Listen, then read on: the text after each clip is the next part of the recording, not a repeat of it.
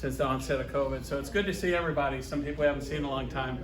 I'm Michael Hayward. If you don't know me, I'll have a couple of minutes on club business, and we'll bring on our speaker, Olis Garber. Some pretty fantastic photos. I think we're in for a treat. One item of business, many of you know Ted Pappas.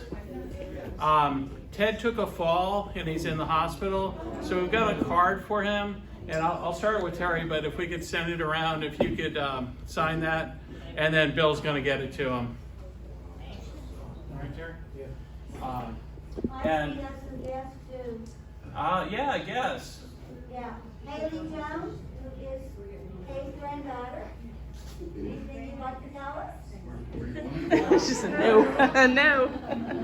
Welcome. Well, welcome. We're glad to have you. And Jessica Caspar. Hi. Hi, Jessica. I just am an enthusiast.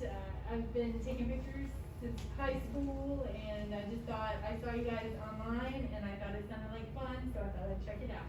Welcome. Welcome. Thank you. And that's it. All right. Well, welcome. So a couple of quick announcements. So you may have seen Kathy with her wagon. So Kathy, you're collecting pictures for, can you tell folks? I have an official title, I'm library volunteer. We have 2 libraries where we hang photographs that showcase our talent. We have a lot of talented people. Even I get to hang stuff out there, and I'm not talented. You self-select whether or not going to be displayed there. We have on a website the dimensions and how to mount them, how to frame them and get them ready for display. I collect them at every meeting. During the odd numbered months, we go to the Southeast Branch Library on US 1, way down by the King Pig. Not the northern one, the southern one. And even once we go to the Anastasia Island Library, which is in a little shopping center off A1A on the island. And those have a very specific size, so you need to look at the website to see those, because those hang on the pillars. The other one, they're on a wall. So please, if you have photographs that you would like to display, I'm here every month to collect them. If I'm not going to be here for some reason or another, I will inform Kay and she will put it in the newsletter. We really do like to have you show off your talents. The patrons at the libraries have told the librarians there how much they enjoy seeing our pictures. And we do have a little sign up there that says, you know, if you're interested in purchasing, contact the artist, because I will make a card for everyone that comes in. When you bring it to me, I take it home. That night, I sit down on the computer and I make a little business-sized card that has the title, the photographer, and the photographer's email. I do that, I make a little card, I stick it on the frame, and on the back, I will put another business-sized card that says when you displayed it and at which library or Watson office, so that you can keep a record of where that photograph is given. Also, I'm working with Alicia here, and we are working on the Watson office on A1A. We've had pictures there for 2 years, and the realtors are often told, you know, it's nice to give a gift to your client after you've taken them for all that money in a commission. No, listen, buyers do not pay commission. No. Oh, So- you okay. And we give them to the buyers. Okay. So, I laugh because I have trouble with those. But are encouraged to do something, and they often say, you know, you can take one of these pictures and use that as your gift to the buyer. We are going to be changing out that display. So you need to read the newsletter, because we will be telling people about what's going on and when to bring pictures and that sort of thing. So keep in touch through the newsletter. Well, there's 2 more opportunities to display your work. One is, have you all seen out in the atrium there, just to the left of us? This month we're displaying the work from the folks at the youth workshop. Some pretty incredible stuff. So just concluded that youth workshop. It was a week long. We had 12 very, very nice, very talented folks participate in that. And the best of their work is out there, hung by Terry. And along with that, I should thank everybody who was involved. So Terry was here. Were you here every day? I think coordinating. Right, as well as Sarah. I didn't see Beth here, but Debbie was here as well. And all that, you know, just like everything else that we do here, it's volunteer, you know, and it's folks working hard in the background to make things happen, you know, for those kids. But the results are fantastic. And Beth, who volunteered as well, you know, for that event. Linda Skinner was there one day. Linda Skinner. Yeah, Vicki Payne. And Vicki Payne, okay. So thank you all for helping. Really some incredible work. But when that comes down, there's an opportunity for you to display your work there as well. And Terry, what's the next subject? So the next one is going to be St. Augustine in black and white. So all it's got to do is, to be in this display, it has to be in the immediate St. Augustine area. So usually we have a topic, like the last one was boats. But this is open to anything, just St. Augustine in black and white. So be working on your stuff and get ready for that. I'll probably call for entries the middle of August. And what dimensions for that, Terry? The finished print, the print size is 12 by 16. Goes into a 14 by 18 frame that has a mat that's basically 1 inch all the way around it. So it's important that the print size be that. If not, we have to crop it or do something or can't accept it. So 12 by 16, a 3 by 4 portion. And also, we have how many landscape prints? So there's 10 that are landscape and 4 that are portrait.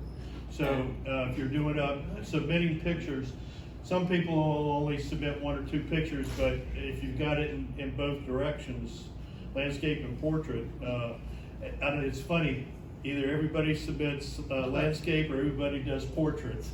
And it's like we're always scrambling to fill the frames to fill out the exhibit. So anyway, send in multiple layouts. So another opportunity is the member show, run by Catherine and Debbie. Do one of you want to comment on that? Yeah, I just want to encourage you all to enter the show. I know it's been a rough year, but I'm sure you've got some work. And it's going to be at the Art Association. The deadline is the first week of August. It's on the website, all the information. And an exciting thing is we're going to have an award ceremony that night, the first Friday of September at 7, which we didn't get to have last year. No refreshments or anything, but... Huh? Or the year before. Or the year before. That's true. So it's kind of exciting. We get a chance to, you know, honor the people who worked hard and got an award. So hope you'll come and enter. I think it's a 6. I don't know for sure. When did you say the deadline? The first Friday in August. Look on the website. I think it's a 6. Yeah, you can find the deadline on the Facebook page and on the website as well. And the cash prizes, everybody remember that? Yes, there's Millions. They're Yes. huge. Yeah, same as last year. I think it's like 500 for first and 300 for second. And a couple of different categories. Yeah, and if there's categories black and white, color, creative, and novice. Excellent. Yes. Entry fee? Yes, there's an entry fee of $25 for 2 pictures or $30 for 3 pictures. 1 or 2 pictures, $25. Awesome. Well, we ran a little late with everybody coming in. We'll get started with our speaker. Anything else from anybody before we get started with Olis? Okay, and after that, because we went to the car museum, we have 2 months of critique, so we'll run through those as well. But I always ask our speakers, how do you want to be introduced? Olis said, just Olis, so I think that's a man that wants to let the picture speak for himself. So if you'd like, Olis, please show us. And as I shared with him, I think I just don't get the whole landscape thing. I think I'm spatially challenged in thinking 2D. So I always respect people that are 3D. Can we bring the lights? Yeah. I have some association with this group. Is that good enough? We will. You guys in the back, are you okay? That's pretty good. Oh. There we go. There you go. I think I was speaker here one time before, maybe 4, 5, 6, 7, 8 years ago. It's been a while. And just recently, I was involved in one of the judgings. I was one of the judges. So if you have problems, I'm the person you need to be talking to. With COVID, like everyone else, I've been kind of confined. I typically like to jump on a plane, go off, spend a couple weeks, do something exotic, do some shooting. But this last year and a half, I've been forced to stay around my house. Now I live just to your north. I live in Mandarin, near the St. Johns River. Now this is a spot. This is not Mandarin, but this is about 3 hours from my house. So what I'm going to try to do is talk about locations within 3 hours, and mainly centered around here. And this is a location that's on the Gulf Coast. And when I go and do shooting, I typically have these, what I think the scene should be. And I got here in the afternoon. It was like 3 o'clock. It was a hot Florida sunny day. Not many clouds, but in my vision, I saw this kind of scene. And to get it, it took 9 trips driving back to that location, round trips. I drove 3,060 miles. I spent 54 hours in my car driving. I spent 45 hours on this site using 4 cans of bug spray.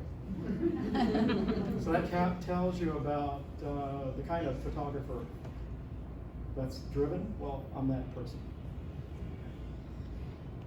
Now this is what I'm doing now.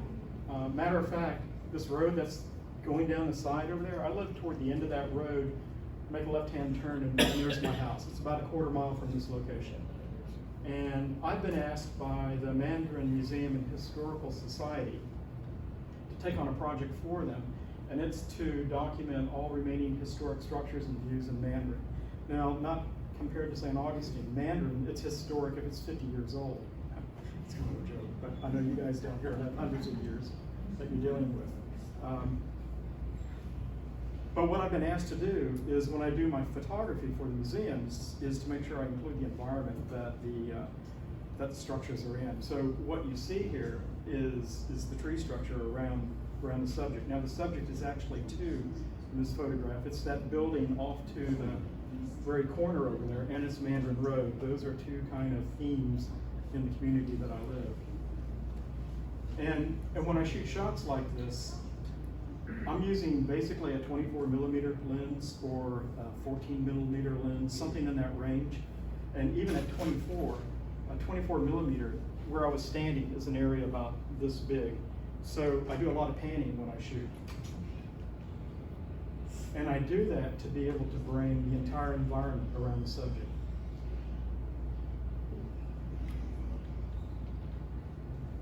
This is a case where this is a black church, and I've seen photographs of it before, and most people will go and they'll stand in this field in front of the church.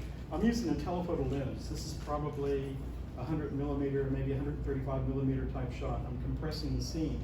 And what I want it to do, and again my assignment, is to show the environment around the structure. So I walk back into the woods, put a telephoto lens on, and compress the entire view and wrap the trees around it. Now when I do this work, I'm doing the gardens that are on the grounds. And this is kind of unusual. I'm going into a garden to do flower photography with a 600mm lens. And I'm shooting it anywhere between f4 and f8. My objective is to have a shutter speed somewhere around 1,250. And I'm letting the ISO go auto, so I don't have to look at that setting when I'm in the field doing the shots. So this is with a 600 millimeter in a garden. Have you guys seen 600 millimeters in gardens before? Not often. The thing that's nice about doing this is I can get back from the subject. You know, I'm not interfering with, I'm 20 to 30 feet away from the subject that I'm shooting, and this is a tiny hummingbird. What speed was that at? I'm sorry? Excuse me, what speed was that at? That was 1,250th of a second Oh, okay, that. to get that. And because I'm not interfering with the subject can do things that you wouldn't be able to capture with a normal size lens. That's a good one. That's good. So again, this is a 600 millimeter lens, standing back, doing shots. And this is shooting through a leaf structure with this in the background, just to kind of phase it out. But I also do more traditional type garden photography. This is with macro, and you get this just really nice different look. And one of the things I do with the macro is I'll focus stack, and I'll talk about that a lot this evening, the focus stacking techniques that I use.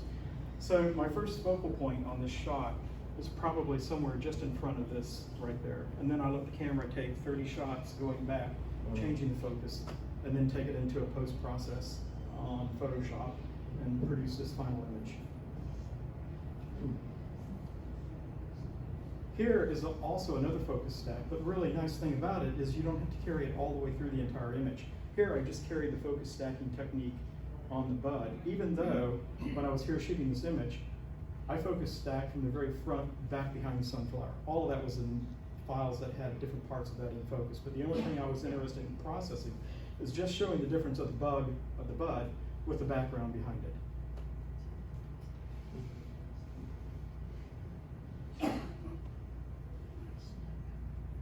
This is a selective focus stack. Again, all these shots, these are focus stacks, and I only used about 20 images just to give a hint of the detail that was in this image.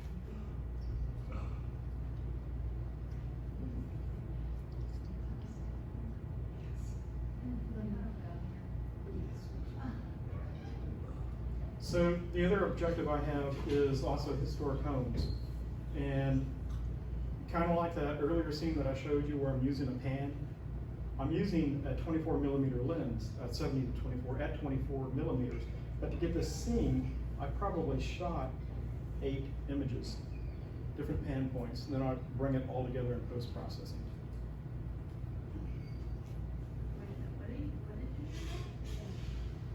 Okay, who asked? What I do is I shoot panoramas. Okay, not panning. Oh, no, I'm sorry. I was reading. Okay, panorama.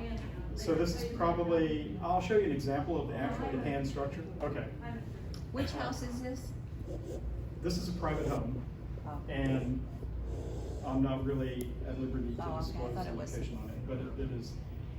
One of the things I'm doing is for the museum, they're producing a book at the end of this year, and I'm also working with another author in Jacksonville who's doing a book on Jacksonville history, and some of these images are also going to be in it. This is that same house, slightly different angle, a little bit of a different pan. I can tell you, if you look at this closely, you'll see the Buckman Bridge running back there, so that kind of gives you, if you're familiar with Jacksonville, an idea where this is at. But the thing about this house is, you know, you've got the beautiful tree wrapping around it, and then you've got the story of the water, of the river, the St. John's River going out. And back when this house was built, back in 1860, there was a dock that connected this house down about 3 miles, connecting other homes. And that dock is where steamboats would come and passengers would get off, orange crops and other type of crops from the Mandarin area would get on. It was a big distribution area. And other homes in the area. This home belonged to, at the time, back in 1860, a Confederate doctor, another home in the area. Again, this is all around where I live, and this is the assignment that I've got to photograph these different structures. I have a list of about 60, and my target is to complete this in August, end of August. And some of the other sites and locations. This particular church, you guys were affected by Hurricane Dora when it came through. Hurricane Dora, a big oak limb came down, split the church in two. The church was originally built by the Bleacher family. That's the same woman who wrote Uncle Tom's Cabin. So it has a lot of history associated with it. And this picture over here is an image I shot several years ago. I was asked by the Mandarin Art Festival, basically at the last minute, I had like 3 days, I said, can you get out and get us a shot? We need something for our poster. And I got this image. My house, again, is right down this road, but that way. So I'm within a football field of this location. So I know these sites. And when I got asked to do this, I'm just now watching the weather for no leaves, no wind, and overcast skies because of the type of shot I wanted to get here. This is also a focus stack, so everything in this image is sharp all the way back. Multiple images went into this. As a result of doing that, this lady, she is in charge of the Mandarin Museum, is the one that got me involved in doing the current 2 books and the current set of work that I'm doing. But for her, what I did, the way I introduced my work to her, a couple of years before this, I was at one of my guild meetings up in Jacksonville. We had a speaker come up, and he talked about a project he did for the community of New Orleans. He approached the city council members and proposed to them a portrait at each of their locations that they liked, and they would write a story about the portrait. So I did the same thing with this concept for the Mandarin community. And these are the different boards of directors, and each of them wrote a story about this particular location and why they liked it and thought it was of historical value. And that was published by the museum.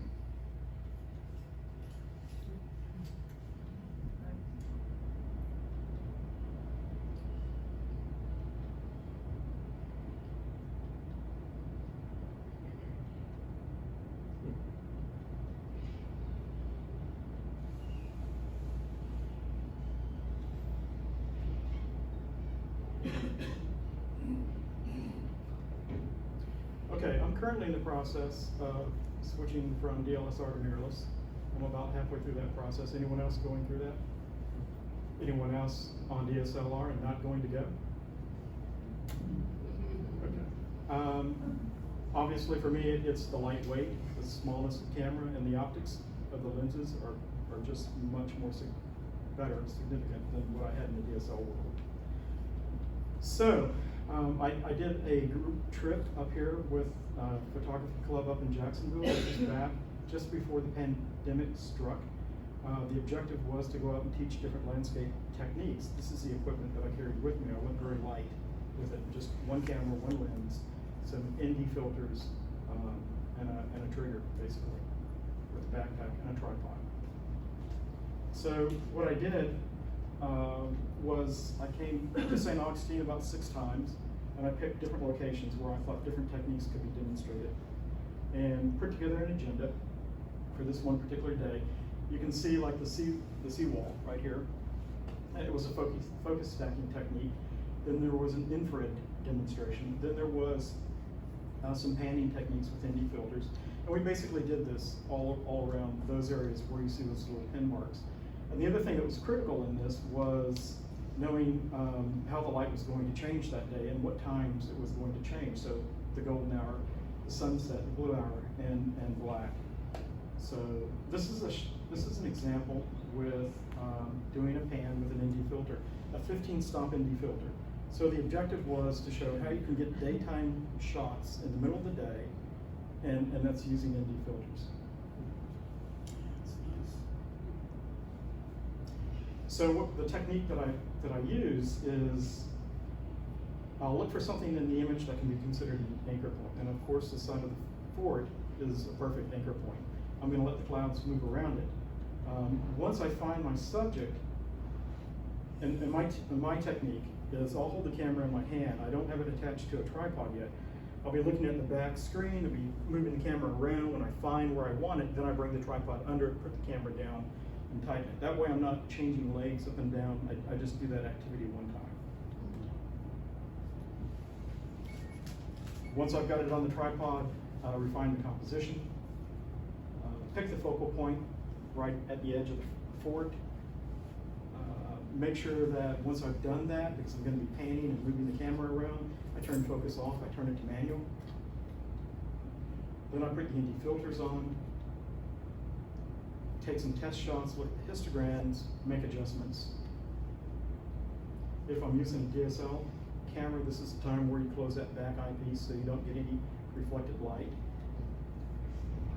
Take the images with a remote trigger so you're not touching the camera, refine, and reshoot as necessary.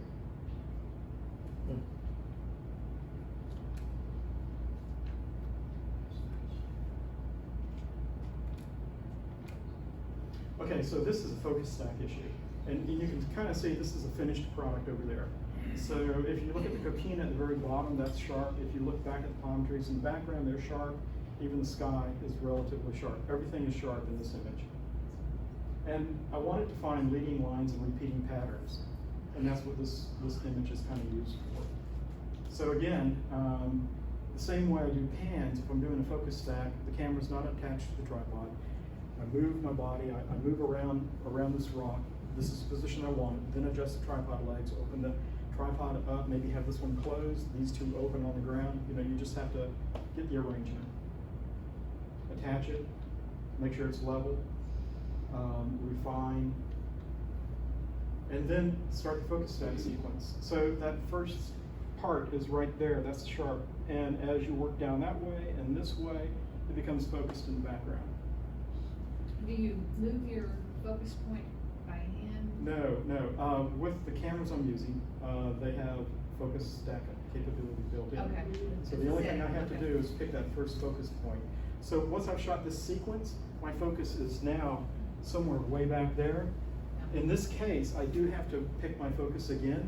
When I move my camera up to get the top part of the scene, I've got to rechange my focus. So here I put the focus right on those bushes. Because there's not much depth in front of me, it's just the bushes and the trees behind it. It only took 2 images, the camera only took 2 images to complete that stack. So once I've got those 2 stacks of images, I'm back home. There's a tool I use, it's called Helicon Focus. And it will take that set of images that were on the bottom and create this one image. Everything's in focus when it's done. And it creates those 2 images and creating that image.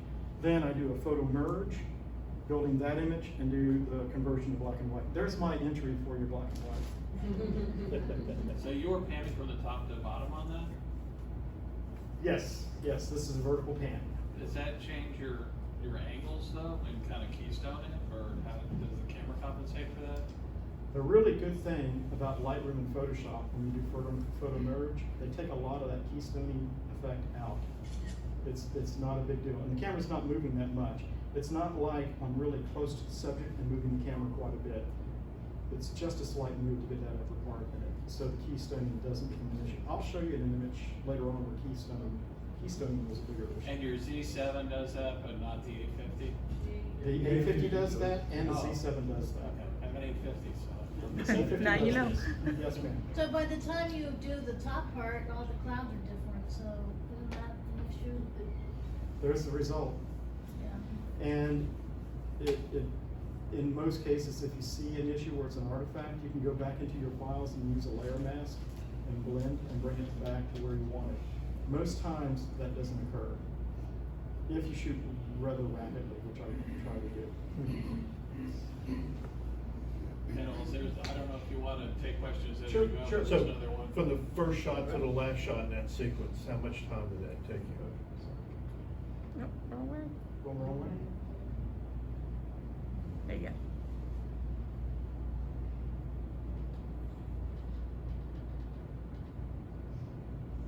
That took quite a bit of time, didn't it? Yeah. Probably It takes a faster lot than that. less time when I'm doing this. From this shot to this shot, because I'm probably shooting fast, I'm shooting at 1/100th of a second. I'm done with that entire sequence right there in a second. Cool. So, really? Done, yes. One second. So does the camera pick the number of shots? Or There you- is a setting window you have to go into, and you tell it the max number of shots you want it to allow to shoot. in my case, we're doing something like this, I'll probably say, take 100 shots. The camera's smart enough when it hits the shot where it's on infinity, where it moves the focus of the lens to the infinity point, it stops. So if I haven't used those 100, you know, if I've only used 20 shots to get to infinity, it's not going to take those 80 additional shots that I allowed it permission to do if it needed to. That's some of the software in the camera that's pretty good. I was wondering about how much time do you use in post, you know, editing like Photoshop and Lightroom? And It depends on the complexity of the image. And I've got an example of that coming up. I'll address your question. Okay.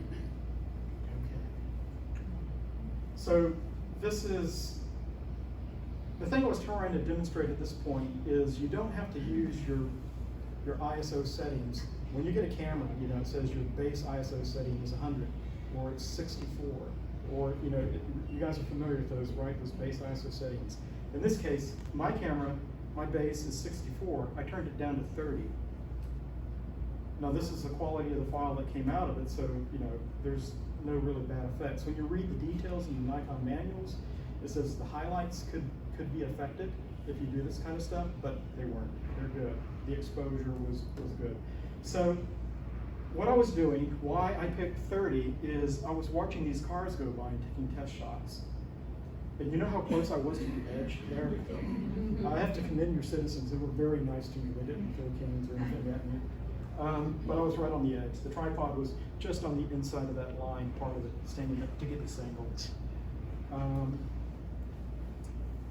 10 seconds is what it took for a car to move from here down to there, or a car this way to come back this way.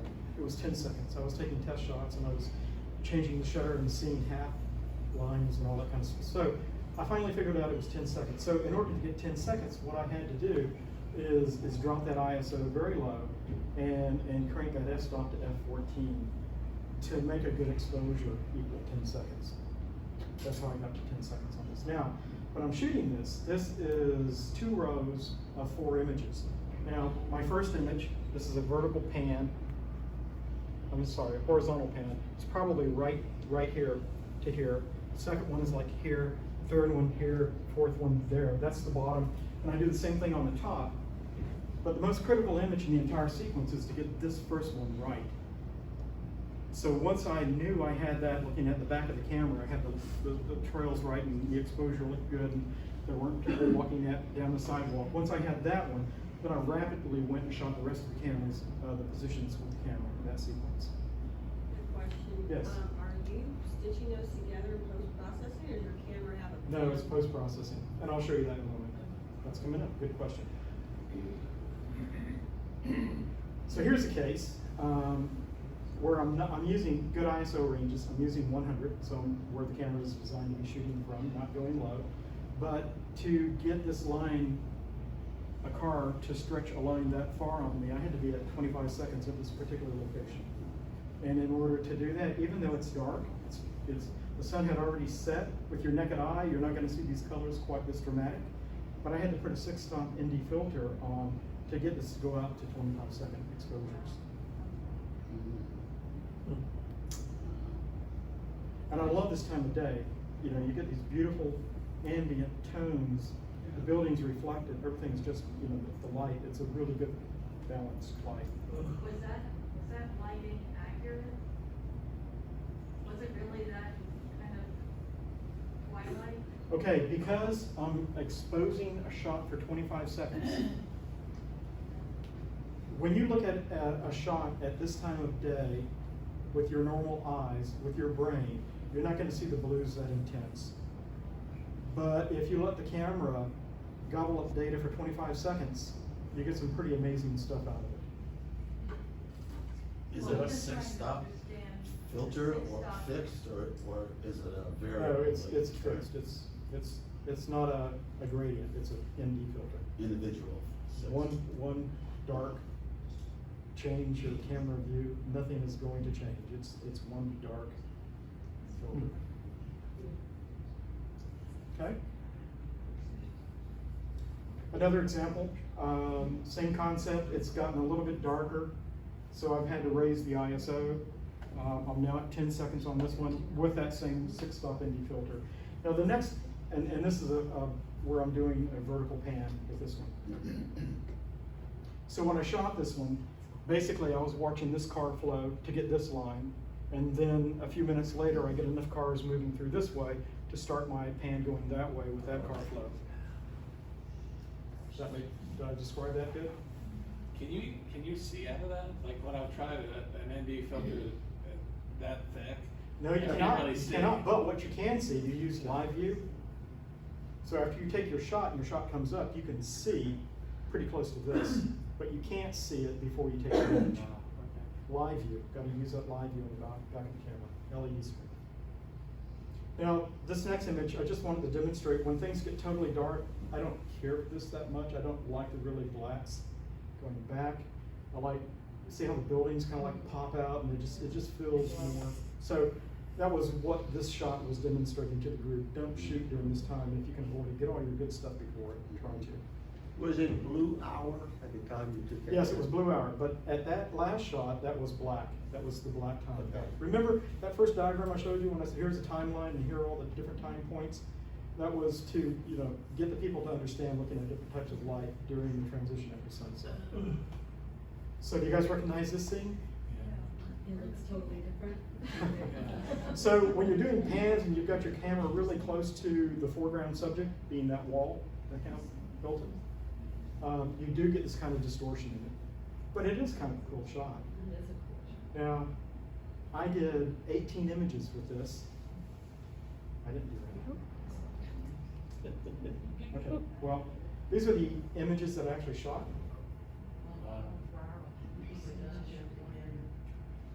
To get that image. And I'm using ISO 40, so I've dropped down below the recommended 64 ISO on this camera. D850 can also do this with these same points. And I'm shooting at, I think, those 18 images into it. These are the 18 images. And to get that image that I just showed you, the first part of that process is to, you guys are familiar with this, right? Photo merge, panorama. You got your set of images selected and you get that image that you saw on the previous screen. Now there might be some adjustments you need to make to it in either Photoshop or Lightroom just to get the tone qualities and things good, but that's where it came from. Did you shoot that with the D850 or This was with the Z? This was with the Z, this one. But the D850 would be identical to it. You couldn't tell it apart from this. It's just the ergonomics of one camera versus the other.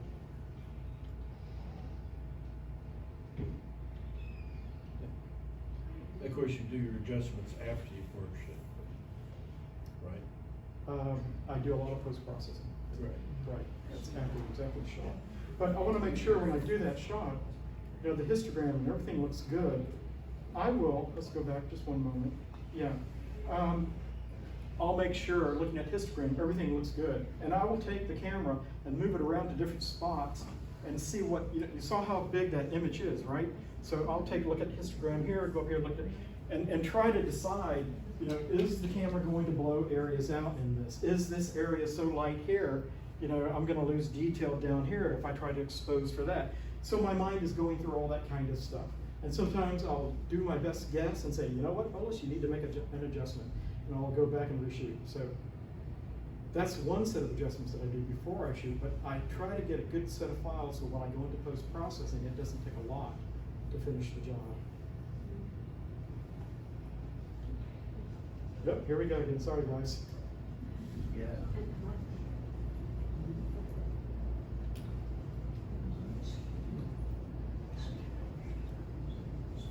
So that 600mm lens I told you I shoot little bugs within gardens, I also use it on different subjects.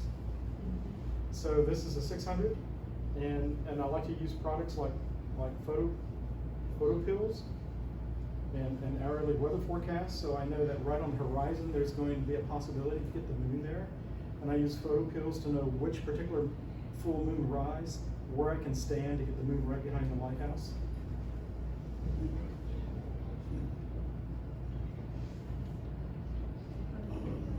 So on this particular one, this is 3 shots because I wanted everything crisp in focus. So I focused on the trees in the foreground. I focused on the light and took a shot. Focused on the lighthouse, took a shot. Focused on the moon, took a shot. And then in post-processing, brought the sharpness of all three into one final image.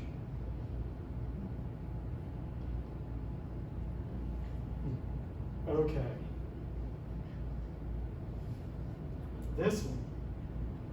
Someone asked me about how much time does it take to post-process some of these composites. How about 25 hours just to build this one image? Okay, but that wasn't the worst. I mean, there was all kinds of opportunity to kill time in this image. For example, I got up at 10:45, left my house. That was a.m. Got back the next day at 5:50 a.m. from the shoot. And I drove 6 hours. It was 3 hours from my house. I spent 11 hours on site, and I had 3 cameras with me. 3 cameras, and I shot 1,800 images. This particular image that you see is made up of 240 images. Each moon is 20 images. Now, I'll tell you about the reason why it's 20 images in a moment. But see, that's the kind of photographer guy I am. Now, once you get that data kind of built, you can do different things with it. It is a composite. How come they look suspended? How did you get the effect that they look so suspended?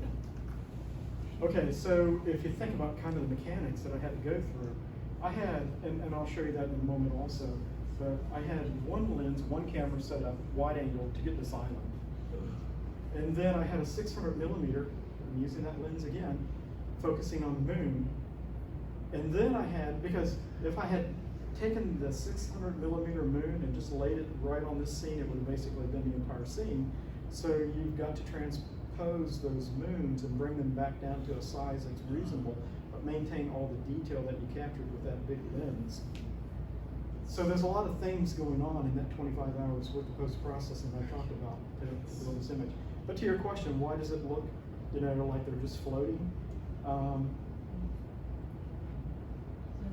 This is kind of perfect light back here for getting a star field. And this is perfect light for each one of these moons at the different phase where it went through. And each one of these different phase, as you guys, if you've shot the moon, if you've shot an eclipse, when you're shooting here, you're shooting at, maybe 1/100th of a second with maybe 100 ISO because it's so bright. And over there, you're shooting at where the moon is basically all in shadow. You're shooting at maybe 2,000 ISO at maybe a quarter of a second. So it's totally different settings to get the perfect light at that particular time point. Getting back to your question, these are all different images, all shot in perfect light, perfectly cut out moons laid on this back field. So that's why it kind of looks like they're floating. But that's not where they really were. Not where they really were. But I really captured it all. Now, this is the equipment on that particular shoot that I used. Before you go into that, you mentioned each moon was 20 images. Yeah, So- we'll get there. Okay. Keep going. Okay, so I actually had another camera, but that's basic. The top lens there was used to get the island. The bottom lens was focused on the moon. Different ball heads, Wimberley heads for the 600 millimeter. That all went with it. What's the top lens? Well, a 20 millimeter lens. Okay, you asked the question about the moons and how that is done. So this is a moon right here. I don't know if the quality of the optics is going to demonstrate this for you with you guys sitting back there or your eye vision. But if you look at this, it's kind of blurry. If you look at that one, it's just a little more sharp. And if you get a high resolution monitor and look at this, you can see the craters and the details and the valleys and all that kind of stuff. And the way you get this is you've got to stack the moons, and there's a particular processing technique where you turn certain attributes in on Photoshop that when you lay images on top of each other, it ignores the noise, and the more images that you can lay on top of each other, the less noise you get and the more detail you get. And if you guys are really interested in this, you might want to take a picture of that link right there. And that's the guy that I searched the internet who described this technique that I used on this. So, And if you do any reading in astronomy, astronomical photography, you will see, and even NASA does this, when they take images of Jupiter, or not Jupiter, but some of the moons that have craters and this kind of stuff, they take 20, 30, 40 images and process them together, doing the same type of technique to get the kind of resolution and details you see in the newspapers and in magazines and on TV of some of the objects in space. They do the same type of process. Okay. So to do a moon eclipse like this, again, I'm using photo pills.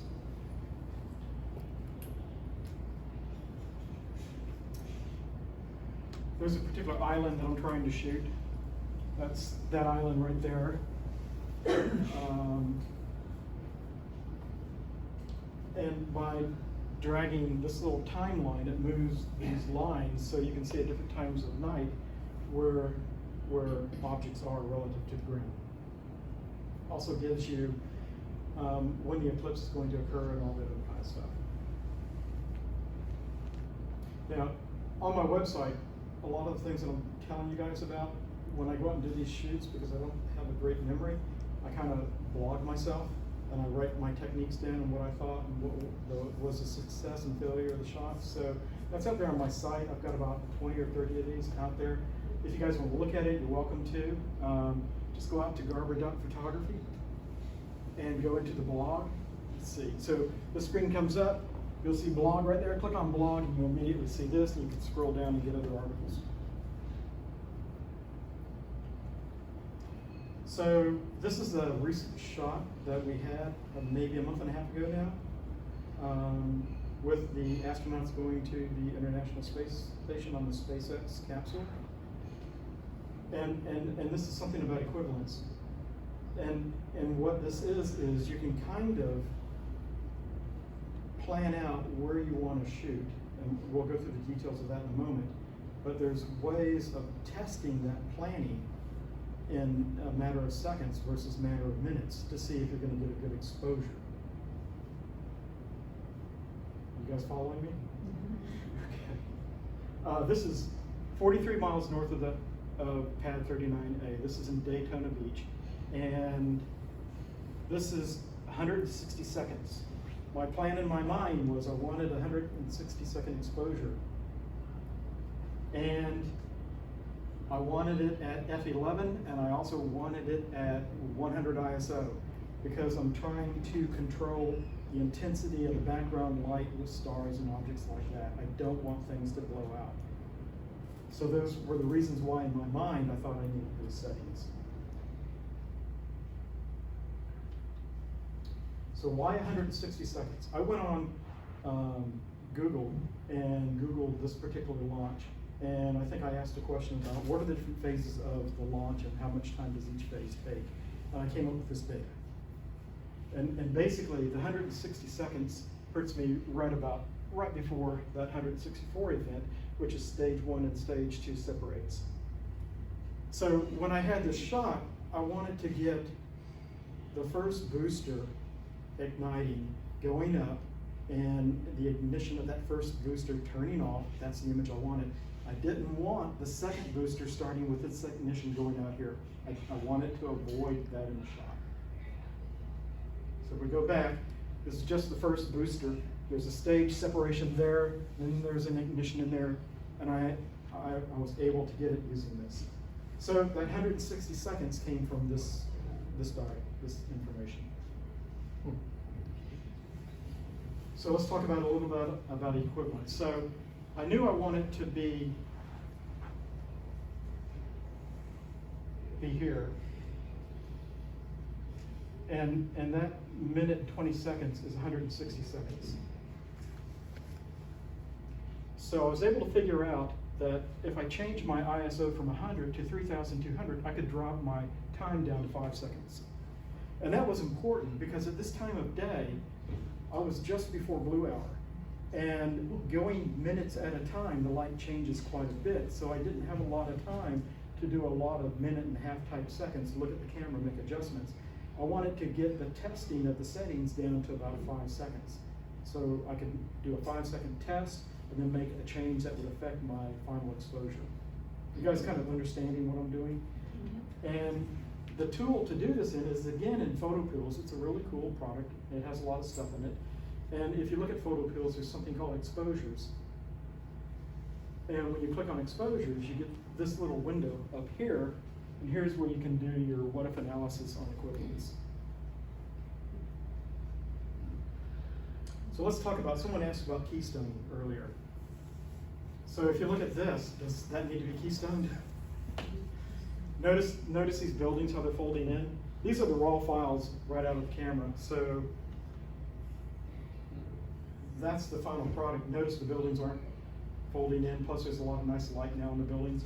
I had to make a few adjustments. I went into Photoshop and used the warp tool and got the buildings to go straight. Because I'm using a wide angle lens, and when you get to the edges of the wide angles, things start, bowing in. You can easily correct it, which I did there. But then you can see the adjustments, from my initial shot that I needed to make, not much, to get that kind of light into the image.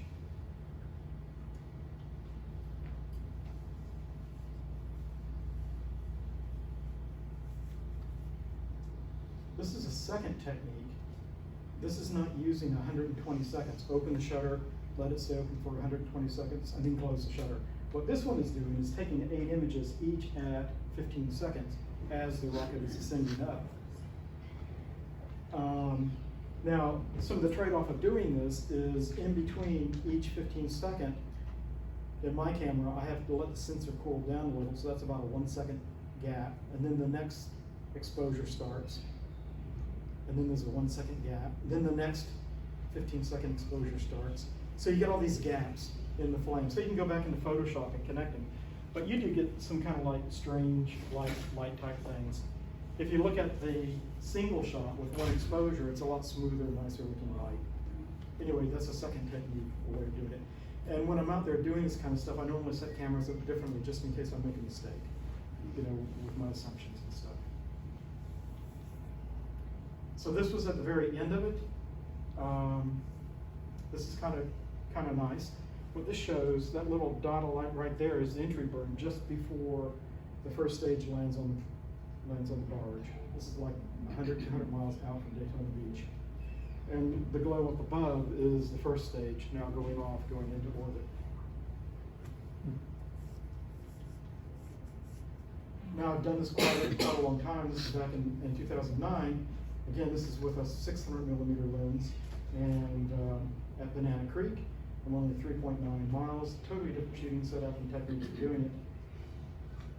But again, you're trying not to blow highlights. That's the objective.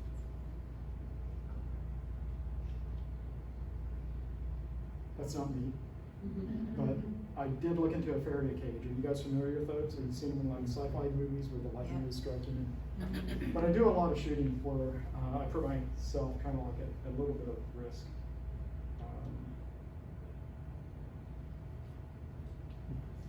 Florida has a pretty high death rate, but that is Jacksonville. I'm out on a pier about 100 yards out into the river, and that's on the other side of the river. And there's about 6 miles between us. Now, and that was a daytime shot. And again, doing daytime shots, I'm back to those ND filters that I talked to you about earlier. I'm using them also for this type of shooting. So I use them at night to stretch out car trails, and I'm also using them during the day to allow me to shoot at a slightly slower shutter speed. And what that does is when the lightning bolt starts in the cloud, with that slower shutter speed, the bolt can travel from the cloud down to the ground. If you shoot too fast, you get like a half a stroke. So that's why those ND filters come in handy. And those are the triggers. And the kind of shooting. Good question.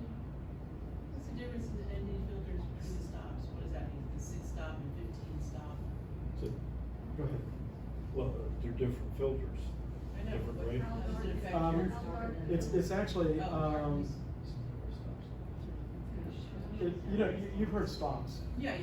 Well, those are stops, and a 6 is basically 6 stops of darkness, more darkness, 6 times darker than normal light that you see with your eyes. One way of thinking about it.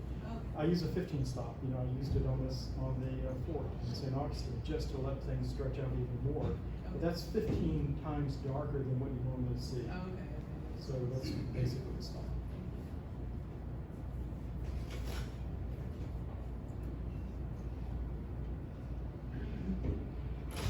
when I'm doing lightning to use a medium telephoto lens versus a wide angle lens because I can be backphoto from the scene. And that's a typical setup. So this is that pier I was on, that's the city. And this camera's sitting on a tripod with a lightning tracker on it. You guys know how lightning tracker works? Okay, so what it does is it looks at infrared light. And when a lightning bolt occurs, it's like a two-phase event. The first phase is an ionization event with infrared. And where the light channel is the result of the ionization. That's the white flash that occurs after that. But the first thing is infrared. And these cameras are set up to be triggered when they detect infrared. They're infrared light sources. When they see it, they open the shutter and close the shutter. So that's what it does. And by the time it opens and closes, the lightning event has followed that, and it's very quick, and that's getting the shot. Makes it a lot easier. So I'm looking at the storm this way, and this is right beside me, that scene. So I knew it was time to get all the equipment back in the car. And the problem is here is, like I said, it's about 100 yards. Well, this pier is probably 50 yards long. It's a long pier going out into the St. Johns River. And then my car is probably another 50 yards beyond it. And I've got a backpack, tripods, cameras, and you're trying to really move quickly. And what's really scary is when you're out here doing this and the lightning bolt occurs where your car is parked. And that has, okay. From that same position, they're a lot safer type shooting. That one shouldn't be in here. Okay.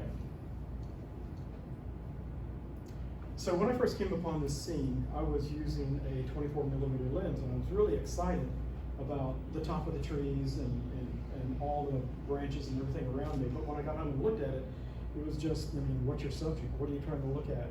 And the branches showed a lot of sky coming through, and the light of the sky just didn't really do it. The theme here is when I do my shooting, I learn and I go back and reshoot. Sometimes, like that first image, 6 times going back, driving thousands of miles. But I refine my work, I get better at it, I figure out what I've done, I reshoot.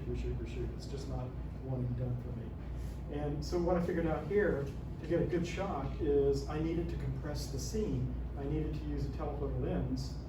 Here I'm at 94mm, and I did a focus stack. So everything from this leaf all the way back to the leaves back there is sharp. Same with this scene, same issue. I had shot it a couple times, quicker this time because I realized what was going on. But a lot of scenes like this, if you do compression with a telephoto lens on a landscape, you get some really nice results from it. This is Bike Trail, one of the favorite places my wife and I like to ride. This is Amelia Island up in that area. So when you do these focus stacks, are you also doing photo merge? Like how are you putting it together in Photoshop? Helicon Focus, that software tool that I mentioned that I stack my images with, does a merge of the images. And what it does is it looks for the highest contrast in each image, and that's the area that's typically in sharp. And it takes that and builds a final image out of all these images that it cycles through with everything sharp. So it's doing a merge. An additional filter or? It's an additional software product. It's a plugin that plugs into Lightroom and Photoshop. It's called Helicon Focus. Yes.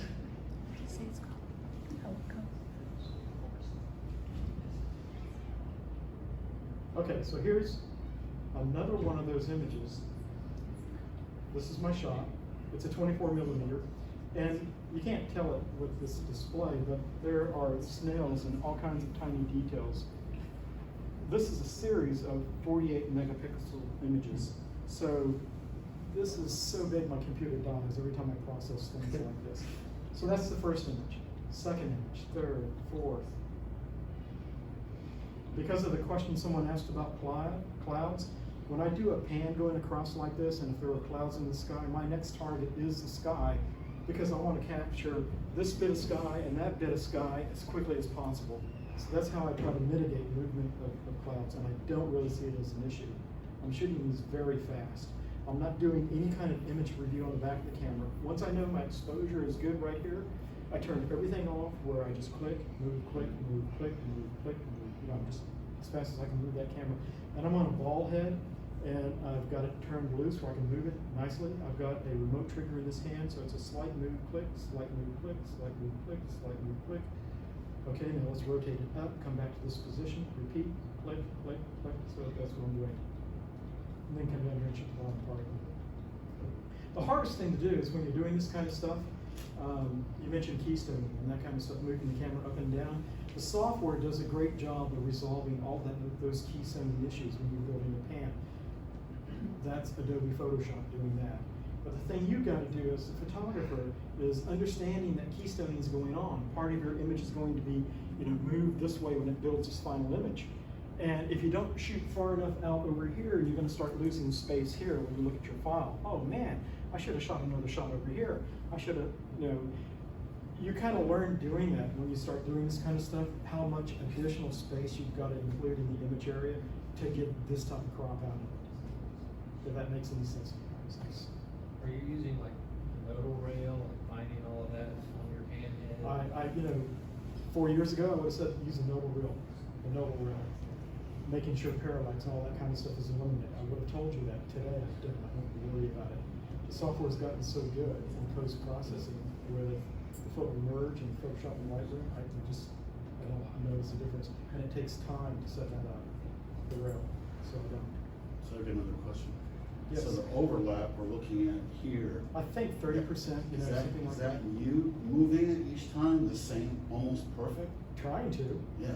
I know when I'm post-processing, building this image for you guys to look at, I can make it look pretty perfect. Yeah. But in reality, when I'm out moving that, you know, it's like, Olis, where was it? How far did you move it? Oh crap, man, I think I messed it up. Start over. Okay. So you don't have a mechanical device? I wish I did. I don't. This is all based on understanding. I've made so many mistakes doing this. You've got to do this pretty carefully. I wish I was that good. And again, that's your final image.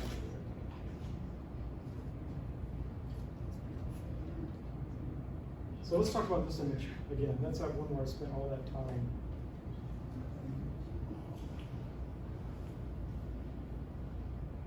So in addition to doing photo merges and everything, I do time lapse. So your camera's in the same position, just shooting over and over and over and over and over. And you get home and you do post-processing.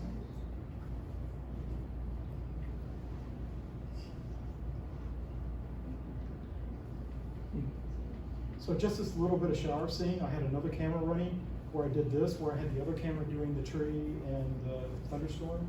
But there's just this little one. This was 118 images, and I went from ISO 64 to ISO 2200, and from 4 seconds to 1/4 of a second to 10-second exposures in this. All of those things occurred just to get that little scene.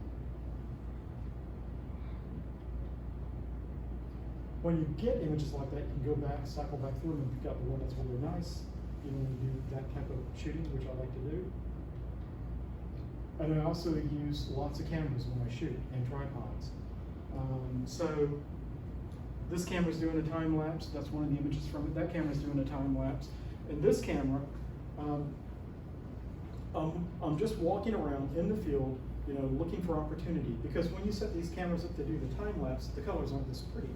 It's a pretty hot sun. The sun is still way up in the sky, and you kind of think in your mind, how is the scene going to evolve over the next 4 or 5 hours? So you put the camera down where you think it's going to be good. But then there's things that happen that if you don't have a third camera that you're not doing that kind of stuff with, you're going to miss other opportunities. And if you've driven 3 hours to get to this spot and killed 1,000 mosquitoes, you know, you don't want to lose an opportunity where you get a moon and a cloud and a tree. You know, so I'm with the other camera doing that while my other cameras are doing the other job. And that's how I typically like to shoot a scene. Great, so you're making us go out and buy more cameras. No, I'm not. Talk to my wife. You want her number? How do you choose the locations that you go to? Do you just find them, or do you have the best places to look? Or We'll get back to that question. I've anticipated that. So you guys didn't ask me how you do the time lapse. Come on, I was hoping someone would ask. I built this slide to show you how you do it. How do you do the time lapse? Okay. So, it's called interval shooting, and it's called day to night interval shooting. And if you're in the Nikon world, the 850 or even Canon and Sony, they have comparable settings. They term them different, but I think they all work kind of the same principle. But the things you've got to be aware of, what makes this work, is when I shoot those time lapses, I'm normally doing aperture priority. I'm telling the camera, I want you to pick this aperture. And then when you do that, you're also giving the camera permission to play with other settings, like shutter speed. If you go aperture priority and take control of it, the camera then takes control of shutter speed.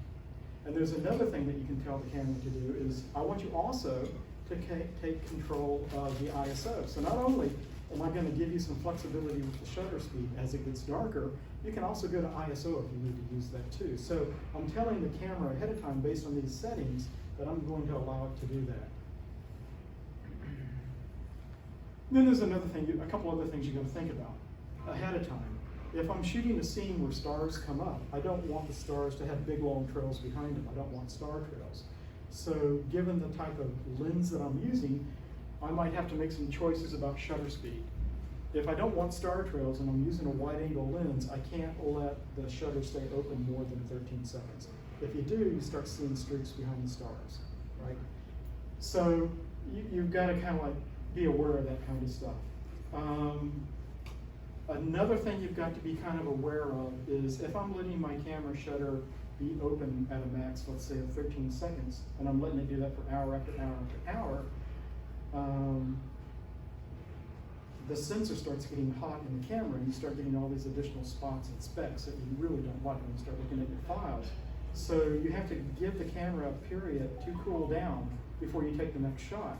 And that's where something called interval comes in. Notice my interval is 15 seconds and my shutter allowance is 13 seconds. So there's a 2-second buffer. So when the camera's really working really hard, I'm giving it, and that's later on in the night, we'll talk about that in a minute, I'm giving it time to cool down in between those shots. And then the other thing I'm telling the camera is, I want you to repeat this process 750 times. I want you to give me 15 750 events where I can drop a file into it. I know you guys are following that. Okay, and maybe this will help. So the basic stuff is, okay, so I go out there and the sun hasn't set yet. The sun is hot, it's nasty, and I'm at maybe 1/50th of a second at 64 ISO. I've already said I'm going to do aperture priority, so those are my 3 settings, and I'd make sure I get a good exposed balance with those settings. If not, I'll make some adjustments to this, or I'll make an adjustment there maybe, but I'm still going to stay at aperture priority. And I picked f2.8 because I'm doing star photography later in the night. The daylight scene that I shoot turns into stars, and shooting stars, the wider your aperture, the more light you collect. Am I throwing too much stuff out? Okay, so those are some of the basic things that I've got. That's my starting point in doing this. So as the sun sets, right here is sunset, you start losing light, this becomes the blue hour, and then over here you get your total darkness. So that's just the amount of light that I'm dealing with these scenes. So the first thing I kind of talked about is, and this is the way a Nikon and I think Canon and Sony cameras work. If you're doing this day to night type shooting, the first resource your camera will look at to squeeze every bit of setting out of it to give you a good exposed image is shutter speed. It uses your shutter, it consumes the shutter speed first. And what I mean by that is if I start it at a shutter speed of 1/50th of a second, right in this time frame right here, when this sun starts going down, my shutter speed is going to start growing, and it's going to get longer and longer and longer and longer until you hit this rule that I said, you can't be more than 13 seconds. So then shutter speed is going to level out and go that way, right? So right to this time point, the camera is going to be making these adjustments because I said I wanted aperture priority and you can play with shutter. Guys got that?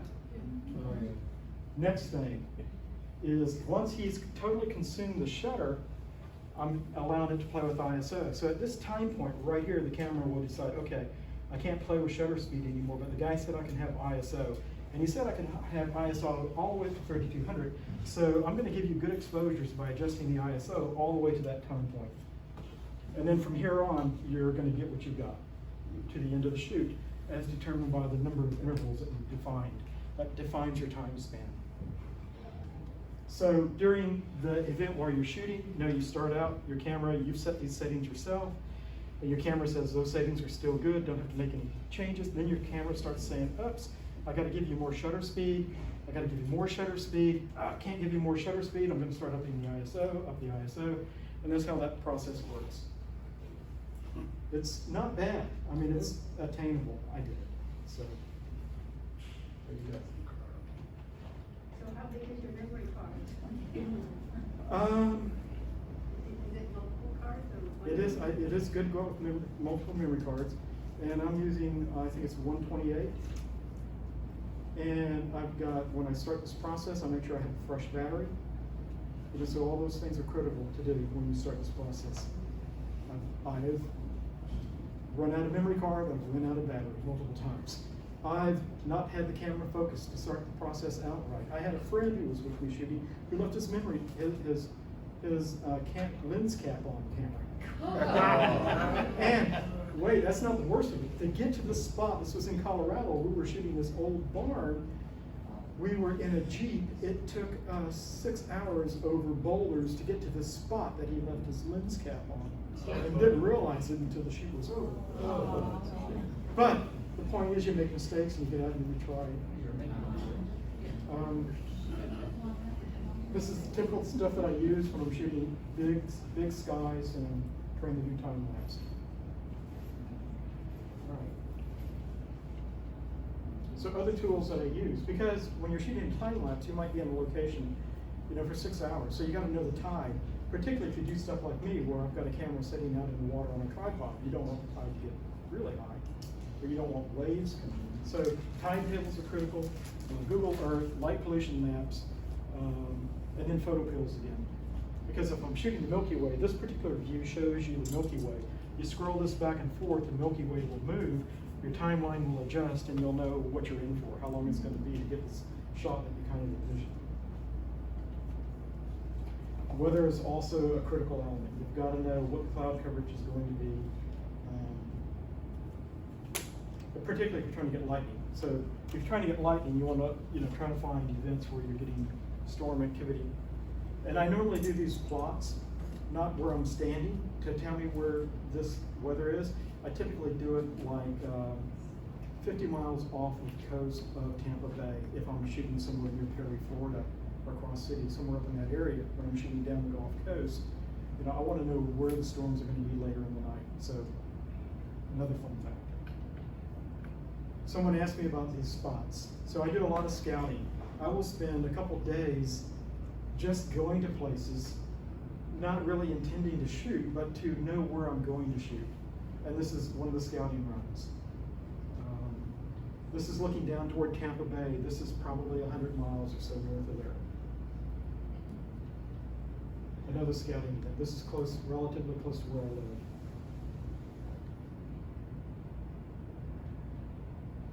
So I told you tide is important, so I'm doing this kind of stuff, shooting an image like that from this position. But I didn't realize when I was out there shooting it, it was in the way of the camera that I've got right here, so I had to go back out and move the camera to get the shot. But this is that data, again, that I like to kind of understand: high tide, low tide, moon phase, when the moon rises. This is something you need to take into account, particularly if you're going after the Milky Way. You need to know when the moonlight is going to start occurring and what phase of the moon it's in. If it's full, don't go and try to do the Milky Way, that kind of stuff. And then the blue hour, sunset, golden hour, all of this is important for me to know how long I need to have the camera set up for. Here's a cool tool. I've just started using this in the last couple of years. So remember I made a statement saying that you don't really want to get your shutter open longer than 13 seconds because you start getting star trails. Well, this takes that issue away. What this does is this little contraption right here, that screw in particular, rotates at the speed that Earth turns. So if you look at the North Star and you just stare at it, the stars move in a circle kind of like around it. Well, this thing moves at the same speed those stars rotate, but in the opposite direction. So it cancels out the movement of the stars so that 15-second issue can be 5 minutes if you want it to, and you're not going to get star trails. This is kind of inexpensive. This is a couple $100. And you can see over here, this is my house. Here's a Wimberley head that I use for normally that 600mm lens, but because of these controls here and here, I can move this thing and position the angle of this really fast. Now, how you set up one of these, see this little device right here? That's a laser. The laser points out that way, that way.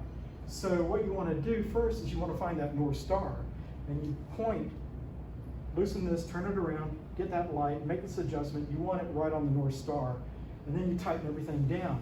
And then there's a second ball head. So this device takes 2 ball heads, a ball head underneath it and a ball head on top of it. That's a really big contraction, but I've got a really tiny ball head right there. And that ball head, once you get this device locked on the North Star with that laser, you turn the laser off, you don't leave it on long.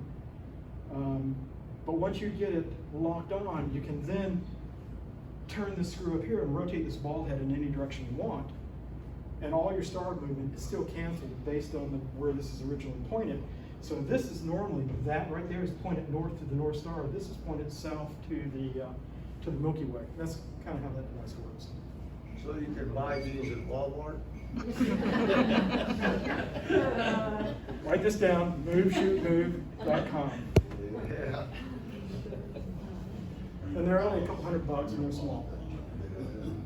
But then you got to think, I've got to have 2 ball heads. I've got to have a good tripod. $1,000 later. So this is kind of cool. This is a shot I did with it. So remember that one example I showed you of St. Augustine where you pan and it distorts everything really bad? You know, you saw that one scene, I had that, you know. Well, this is kind of a similar thing, but it distorted it really good. This is what the scene looks like when you take individual pictures, moving the camera, take a shot. But when you put it together and do a merge, you get this really nice line on it. And in my mind, I wanted this water to kind of like wrap around this little salt marsh with this island on it, and which is what I got when I did merge. I was hoping for that. So this was taken at 9:09,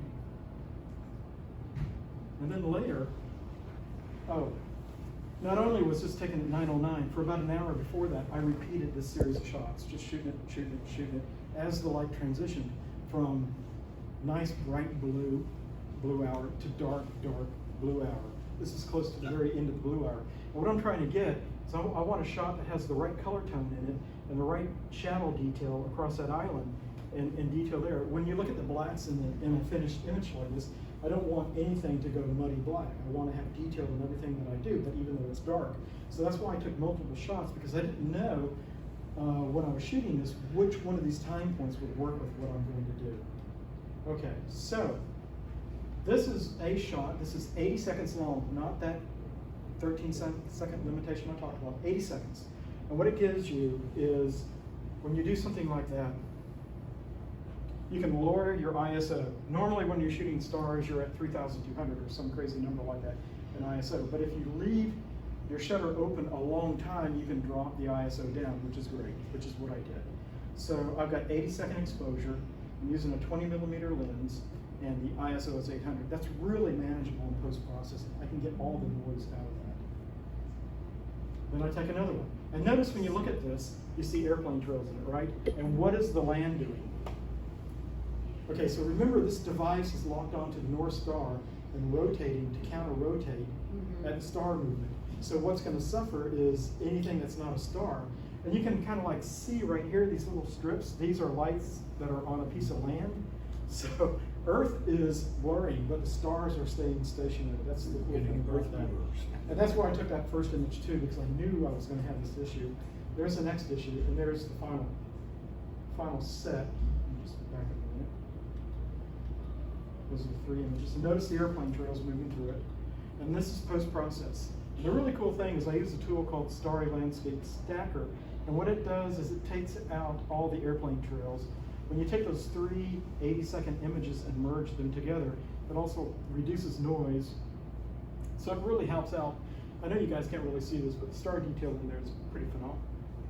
Pretty phenomenal. And then my final thing is to bring that piece of island back into it. And you can kind of see the layers in Photoshop that I've got over here, where I'm making these kind of adjustments. And then what I want to do is get the tone of this water to match the tone of the sky. So I'm making a few more adjustments and finally get it to where I think, boom, that's my image. I've seen a lot of shots of star photography that various folks do, and if they don't use something like Move Should Move or a tool like that, they end up really trying to do a lot of post-processing on the star fields to make it pop. And when you look at the image, it looks like, wow, they really did a lot of post-processing on that. You know, but this looks pretty natural when you do it this way. So that's the kind of stuff that I do around a 3-hour window of my home. But I use those same techniques. This was just before the pandemic hit. This was the fall right before it. I had a group that I took up to the Canadian Rockies. We had planned on a sunny morning with beautiful fall leaves. We did the biggest snowstorm in the Canadian Rockies that they had in 20 years. But you make the most of it, and you get these really cool images. This again is using that panning technique that we talked about, applying it here. Here's a sorry guys. Things get them all around. This is using focus stacking and low perspective to the ground to the subject. And this is using that 15-stop ND filter in the middle of the day to get the cloud movement and to get the water flow movement. The trees, I was lucky there was no breeze, so I could do that and take a 30-second exposure.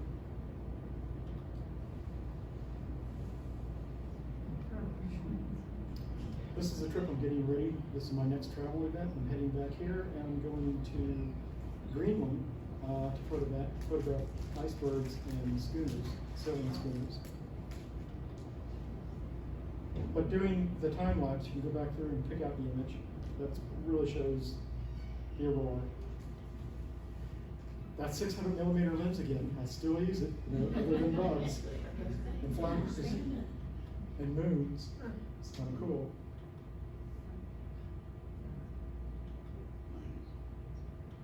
And that's it, guys. Thank you.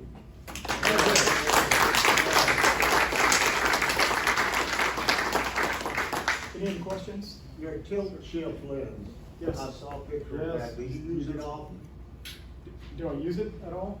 No, often. No, I don't. I didn't use it much with the D850 or the D5 or those type cameras. I did do a lot of product shoots for clients and companies where I did it quite a bit, but in the product photography. Yes, mostly product, and it's very nice. I'm thinking about putting it back on a camera in some of the buildings I still need to shoot in Mandarin. Maybe using it to remove some of the distortions that I'm getting with the wide angle lenses. But that's a thought. If I get the time, I will. What's that stacking program again? Helicon Focus. Helicon? Just Google that.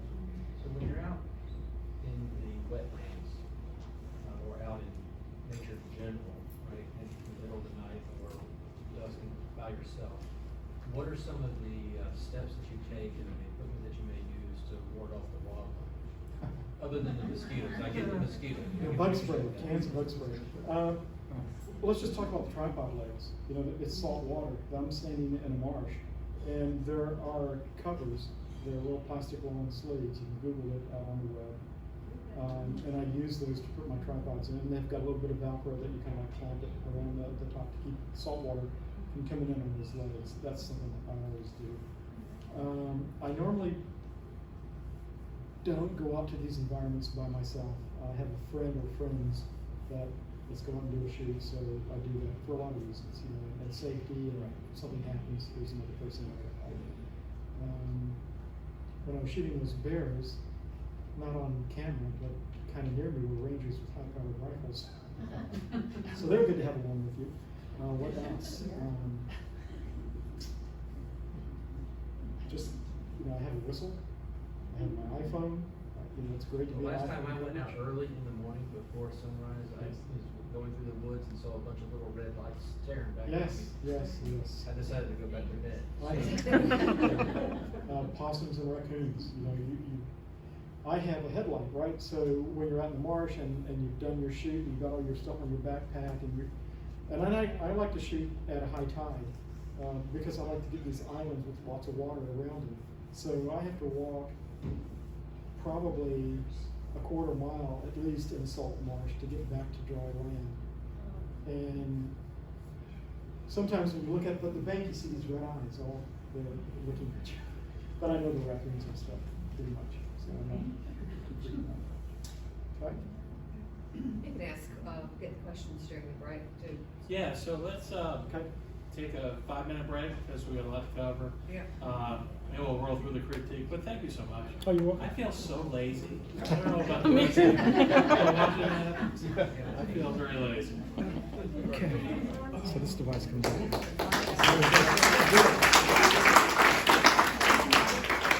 This is your power. Yes.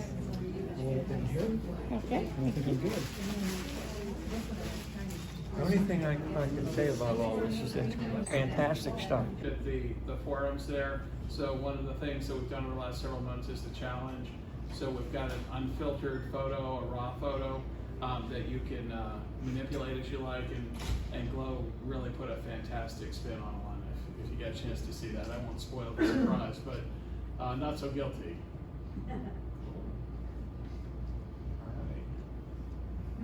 Bill's here. Bill, what can you tell us about this? I was too honest to go in. But then we were down in Key West and that was a little restaurant. Better than sex. Okay, just got it. And dessert. Okay. Somebody's gonna talk to him. Did you go? Yeah. That's funny. Is Richard Thomas there?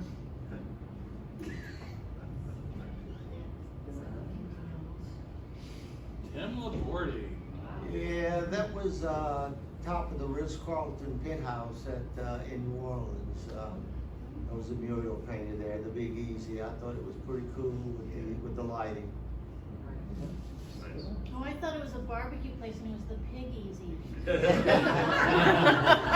Well, if you're in Louisiana and New Orleans, pig would be good too. That's nice. And Ted is not here tonight, but is that local? Yeah, it's on US 1. Because I want to go there. Yeah, not far from Valencia. Oh. Okay, well.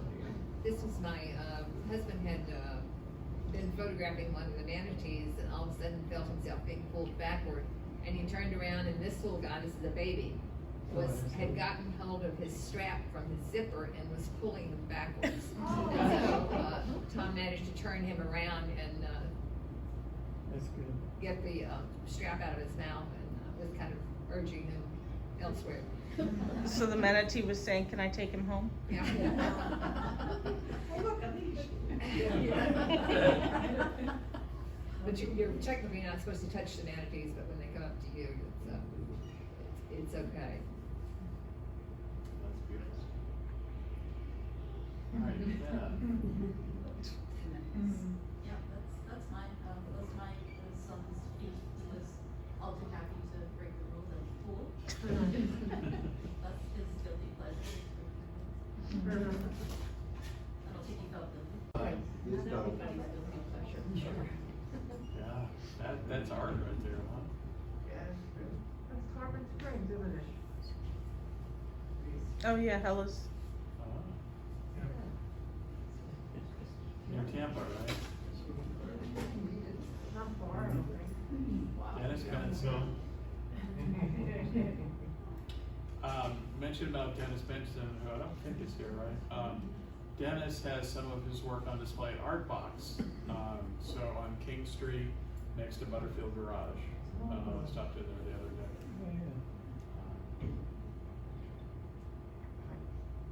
And Paul's here today.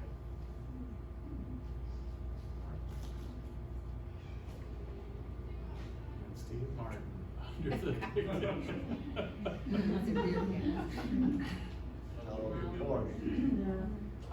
you know, every month we do this, his stuff is always so consistently clever.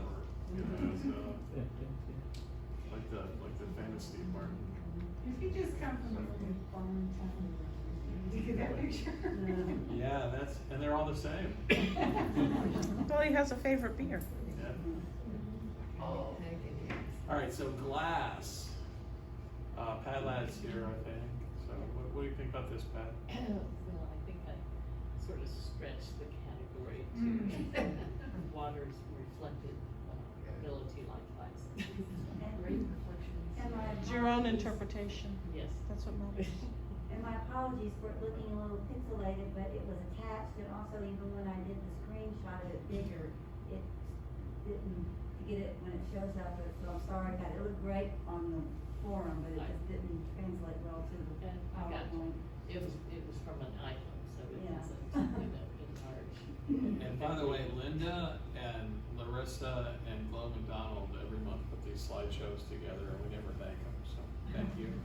Well, they put them together. I just downloaded them to my computer. Do it.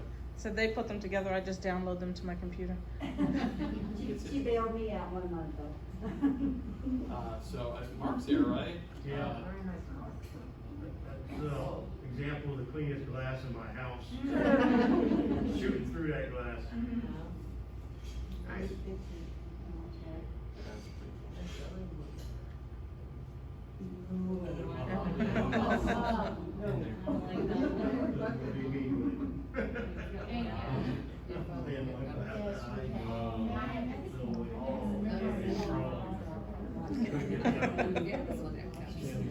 You know, I think the feet make the picture there.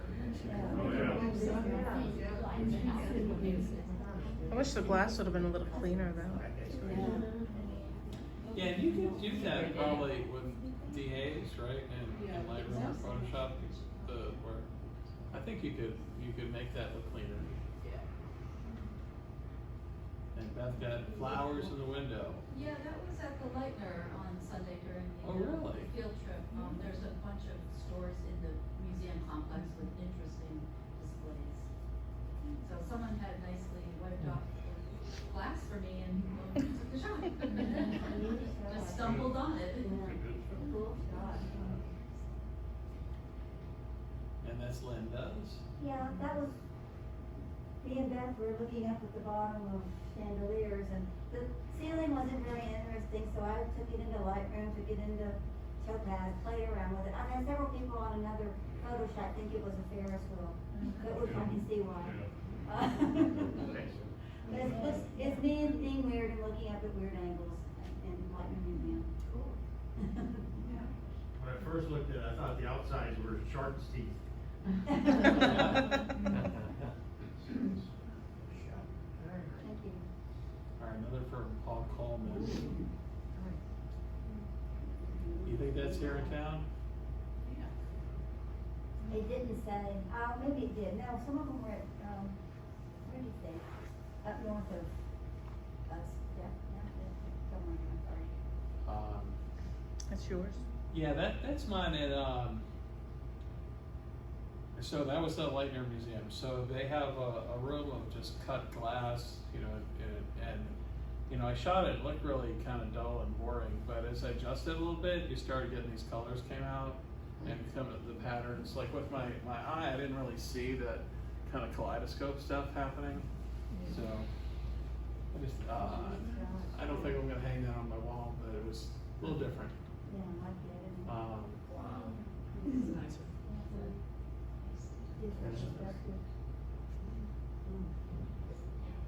Yeah, you know, I think we've all been there, but I never get a good shot like that. Yeah,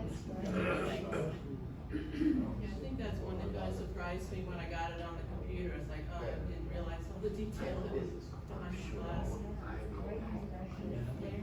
All right, there's Glenn.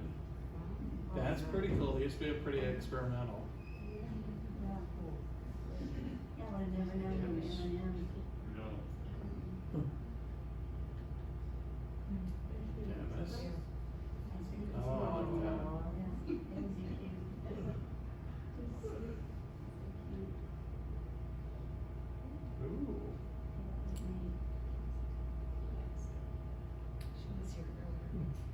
this was kind of an edit, she had two pictures, and she had the top picture was what it was, and then this picture she had done, she said she was looking through some kind of a scope or something and took the pictures.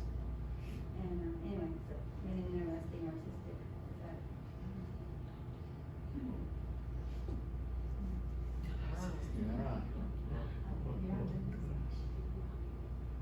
That's at the Waterford factory in Ireland.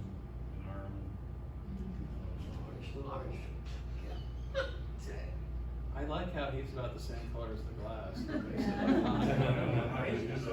I'm surprised you didn't have glasses on, or, Yeah.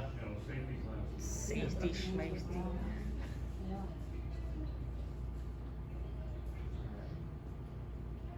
That's Debbie, and she left too, I think, but I know that's from the workshop we did with Rick Friedman.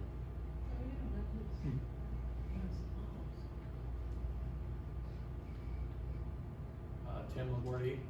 Well, that's in Vegas, as it says. I don't remember if that was the Bellagio, or it's one of the, of course, hotels out in Vegas. And I just zoomed in and got the whole 9 yards.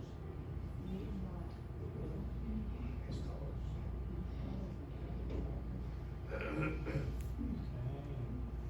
thought I saw Cindy here. She was new.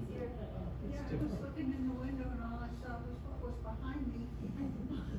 Couldn't look in and out of Prince's place. A lot of layers. Oh, that's cool. I didn't pick it up at first. So you got a picture of you there and there, right?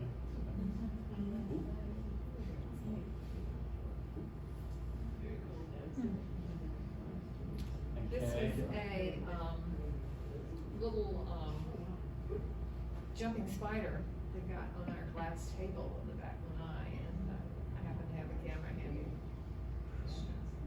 Is that a macro lens? Yes, that was an macro lens. That is such a cool shot. Exactly. Did that for Halloween. Yeah. Yes. Really love that one. That means it's there, right? Yeah, and I'm standing a little closer where you can see reflection inside a reflection inside a reflection. And Terry Bottom, Orchids. Joe Campanelli. There was a photo of him with a wild looking beard too. The third photo in the set. A few years ago. Yeah. Yeah. Oh, you're I sure. don't know who that was. That was the top photo. I just thought it had good ones though. And then Sarah. Maybe Sarah left too. Or... No, I'm Oh, here. you're there. Well, what was going on there, Sarah? Downtown St. Augustine, I looked up, there was a lot of traffic, and as soon as I looked up at the angle I was at, it was that beautiful house, and it was just perfect reflection in the glass, in the mirror.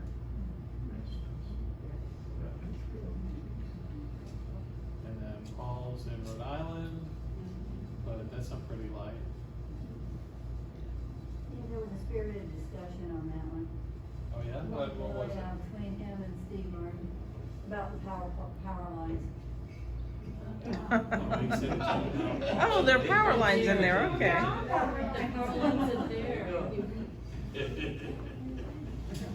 I was too busy looking at the orange reflection of this. But where would that end though? Because I just say then you gotta get rid of the trash can, right? Yeah. So, Yeah, the house too. yeah, get rid of the house. Like it would be better if one of the houses was gone.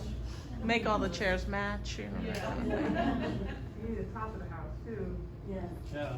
Like a flag. Yeah. That was Steve Martin. Isn't that in the wrong side? That's glass. How do you think he lit that? Flashlight on the bottom. Light painting? Photoshop. One of those little lights. He's very good at Photoshop. And Richard Thomas, is Richard here?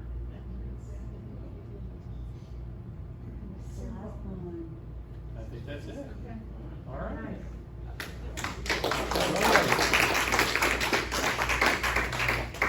What's next month?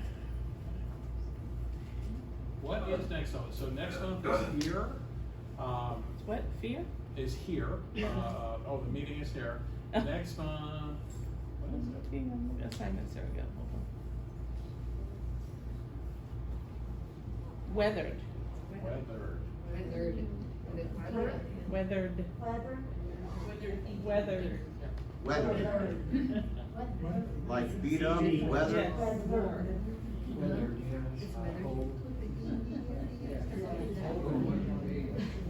Weather, like beat up, weather. Yes. Right. All right, guys. Well, thanks for coming. We'll see y'all same time.